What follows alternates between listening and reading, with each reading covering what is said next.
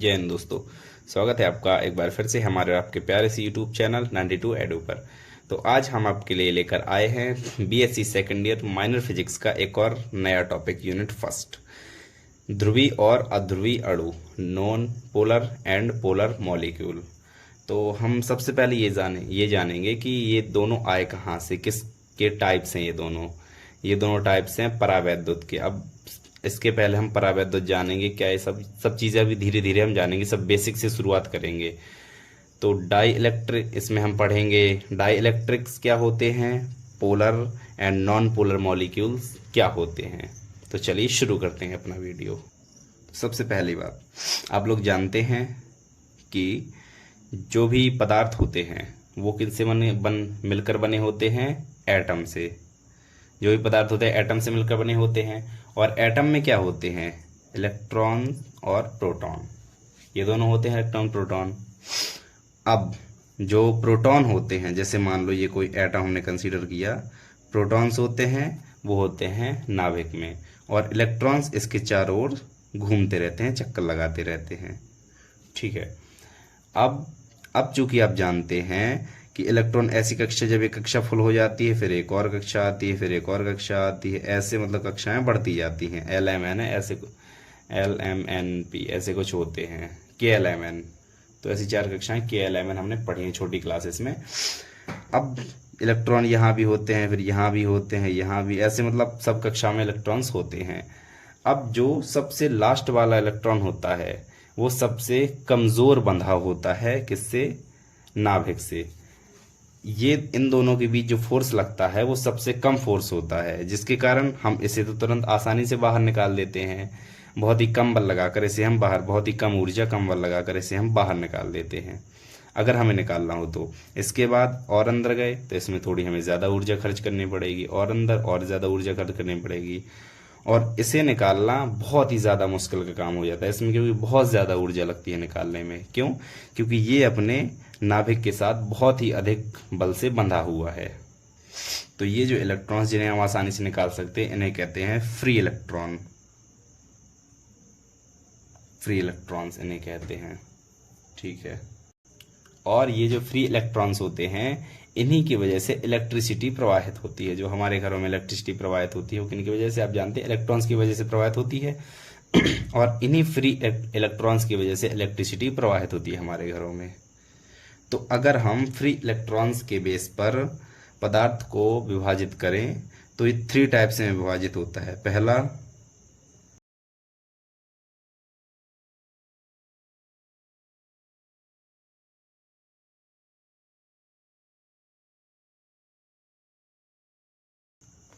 तो ये 3 टाइप्स के होते हैं अलग। अगर हम फ्री इलेक्ट्रॉन्स के बेस पर डिवाइड करें पदार्थ को तो ये 3 टाइप्स के होते हैं। सबसे पहला, चालक। तो चालक क्या होते हैं, चालक, अब चालक में होते हैं सबसे ज़्यादा फ्री इलेक्ट्रॉन। चालक मतलब जिनमें इलेक्ट्रिसिटी बहुत ही आसानी से प्रवाहित हो जाती है। ऐसा क्यों होता है? क्योंकि इसमें सबसे ज़्यादा मात्राएं फ्री इलेक्ट्रॉन्स होते हैं। जो फ्री इलेक्ट्रॉन्स होते हैं वो सबसे ज़्यादा होते हैं किसमें, चालक में, कंडक्टर्स में। इसीलिए इसमें इलेक्ट्रिसिटी बहुत ही आसानी से प्रवाहित हो जाती है। इसके बाद कुचालक। इसमें जो फ्री इलेक्ट्रॉन्स होते हैं ये लगभग नगण्य, ना के बराबर होते हैं। बहुत बहुत बहुत कम मात्रा में फ्री इलेक्ट्रॉन्स होते हैं, बहुत कम मात्रा में होते हैं फ्री इलेक्ट्रॉन्स, लगभग ना के बराबर। इसीलिए इसमें जो इलेक्ट्रिसिटी प्रवाहित होती है वो होती ही नहीं है, लगभग बहुत ही नगण्य मात्रा में प्रवाहित होती है इलेक्ट्रिसिटी। जो परावैद्युत पदार्थ होते हैं या फिर कुचालक पदार्थ होते हैं ये अपने में से विद्युत धारा प्रवाहित नहीं होने देते। जैसे क्या कहते हैं, चालक में होता है, तो चालक में हम देते हैं, ऐसे आवेश देते हैं तो पूरे में फैल जाता है। मान लो एक लोहे का खूब बड़ा ड्रम टाइप का है, तो ड्रम में अगर हमने एक जगह आवेश दिया तो पूरे ड्रम में फैल जाता है, ऐसा होता है। लेकिन अगर कुचालक, मान लो लकड़ी का कुछ गट्ठर रखा है और हमने एक जगह उसे आवेश दिया तो वो आवेश सिर्फ उसी जगह रहेगा, ना कि पूरे में फैल जाएगा। ये होते हैं इंसुलेटर्स या फिर परावैद्युत पदार्थ। तो अगर हम चालक के एग्जाम्पल्स की बात करें तो होते हैं चांदी, तांबा, एल्यूमिनियम, ये सब इसके एग्जाम्पल्स होते हैं। और कुचालक, इनके एग्जाम्पल क्या होते हैं, लकड़ी, कांच, मोम, ऐसे बहुत सारे इनके एग्जाम्पल्स होते हैं। अब इसके बाद नंबर तीसरा है क्या, अर्धचालक। तो अर्धचालक जिनकी जो चालकता होती है वो चालक से कम और कुचालक से ज़्यादा होती है। मतलब इसमें जो फ्री इलेक्ट्रॉन्स होते हैं ये ना तो बहुत ही कम मात्रा में होते हैं ना तो बहुत ही ज़्यादा मात्रा में होते हैं, मीडियम होते हैं, तो इन्हें कहते हैं अपन अर्धचालक। तो इसके एग्जाम्पल हैं सिलिकॉन और जर्मेनियम, सिलिकॉन और जर्मेनियम, ये इसके कुछ एग्जाम्पल हैं। तो अर्धचालकों का ऐसा होता है कि ये नॉर्मल टेम्परेचर पर विद्युत चालन नहीं करते, मतलब इनमें से विद्युत धारा प्रवाहित नहीं होती नॉर्मल टेम्परेचर पर। और जैसे ही हम टेम्परेचर बढ़ाते हैं तो इसमें जो चालकता है वो धीरे धीरे बढ़ती जाती है, मतलब विद्युत चालन जो होता है वो धीरे धीरे बढ़ता जाता है। इस प्रकार से अर्धचालक होते हैं। तो ये तो हुई चालक, कुचालक, अर्धचालक की बात। इसके बाद हमें क्या पढ़ना था, हमें पढ़ना ध्रुवीय और अध्रुवीय अणु। तो जो परावैद्युत पदार्थ होते हैं, कुचालक पदार्थ होते हैं, इनके टू टाइप्स होते हैं, एक होता है पोलर, एक होता है नॉन पोलर मॉलिक्यूल। इसके कुचालक के टू टाइप्स होते हैं, नंबर पहला पोलर मॉलिक्यूल और इस तरफ हम लिख लेते हैं नॉन पोलर मॉलिक्यूल, ठीक है, नॉन पोलर मॉलिक्यूल। अब हम जानते हैं पोलर मॉलिक्यूल, जैसे अगर हम नॉर्मली डेफिनेशन की बात करें तो इसमें क्या होता है, इसमें होता है जो नेगेटिव ऋणात्मक आवेश का केंद्र होता है और धनात्मक आवेश का केंद्र होता है, ये एक दूसरे पर संपाती नहीं होता। संपाती मतलब होता है जैसे ये संपाती नहीं है और ये बिंदु और इसी के ऊपर जस्ट दूसरा बिंदु, ये संपाती है। मान लो एक लाइन खींची और इस लाइन के ऊपर एक और लाइन खींच दी हमने, लो दूसरी लाइन खींच दी, तो ये दोनों लाइन एक दूसरे पर संपाती हैं। जैसे ये है, ये अलग अलग हैं और एक दूसरे के ऐसे ऊपर रख दो तो ये संपाती हो जाते हैं, ऐसा होता है। तो पोलर मॉलिक्यूल्स में ऋणावेश का केंद्र और धनावेश का केंद्र संपाती नहीं होता, अलग अलग होता है। इसके कुछ एग्जाम्पल्स हैं, अभी हम समझाएंगे अलग अलग क्यों होता है। तो इसके कुछ एग्जाम्पल्स है जैसे HCl, NH3, CO, H2, ऐसे कुछ इसके एग्जाम्पल्स हैं। और वहीं हम नॉन पोलर की बात करें तो इसमें क्या होता है, इसमें ऋणावेश और धनावेश का केंद्र संपाती होता है, जैसे H2, O2, N2, ये कुछ होते हैं इनके एग्जाम्पल्स। अब जैसे हम पहले नॉन पोलर समझ लेते हैं, उसके बाद पोलर में आएंगे। तो नॉन पोलर में ऐसा होता है, H2 की अगर हम संरचना बनाएं तो ये होता है, ये होते हैं H के दो एटम्स, ठीक है, जो पास पास होते हैं, दोनों से जुड़े होते हैं।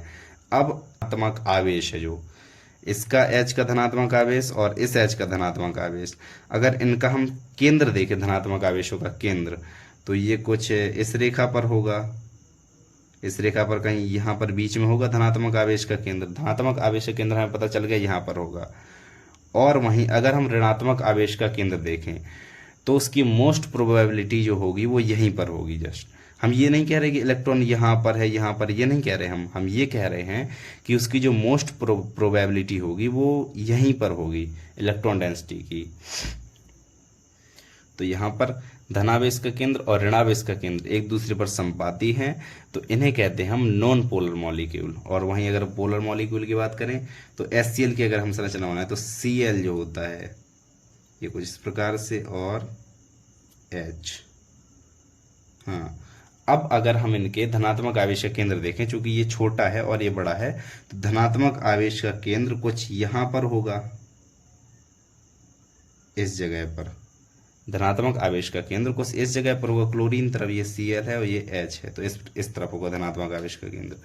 और वहीं हम इलेक्ट्रॉन नेगेटिविटी की बात करें तो क्लोरीन की ज़्यादा है, हाइड्रोजन से इलेक्ट्रॉन नेगेटिविटी ज़्यादा है क्लोरीन की। तो इसका जो ऋणावेश का केंद्र होगा वो कुछ और यहाँ पर होगा, कुछ ज़्यादा। क्यों? क्योंकि ये इलेक्ट्रॉन ये ऋणावेश को और खींचेगा, तो इसकी इलेक्ट्रॉन डेंसिटी बढ़ जाएगी, जिससे इसका ऋणावेश का केंद्र कुछ और इसी और इसके नाभिक की तरफ आ जाएगा ऋणावेश का केंद्र। तो यहाँ पर हम देख सकते हैं अगर ये माइनस ऋणावेश का केंद्र हो गया, फिर धनावेश का केंद्र, और इसे हम जूम इन में करें तो माइनस और प्लस कुछ इस प्रकार से होगा। और ये होता है डाइपोल, हम एक वीडियो में बता चुके हैं, इलेक्ट्रिक डाइपोल ये होता है। तो ये इलेक्ट्रिक डाइपोल की तरह व्यवहार करते हैं कुछ, इनका जो ऋणावेश धनावेश का केंद्र होता है इलेक्ट्रो डाइपोल की तरह व्यवहार करते हैं। इसमें प्लस और माइनस सेम उसी बिंदु पर होता है। तो पोलर मॉलिक्यूल वे मॉलिक्यूल्स होते हैं जिनके धनावेश का केंद्र और ऋणावेश का केंद्र अलग अलग होता है, और नॉन पोलर मॉलिक्यूल वे मॉलिक्यूल होते हैं जिनमें धनावेश का केंद्र और ऋणावेश का केंद्र एक ही बिंदु पर होता है, अर्थात संपाती होता है। ये होते हैं polar and non polar molecules. तो मैं आशा करता हूँ कि आपको ये वीडियो समझ में आया होगा। वीडियो देखने के बाद हम इसी प्रकार के काफ़ी टॉपिक्स पर चर्चा करेंगे। तो पढ़ाई करते रहें। Thank you so much. Bye bye.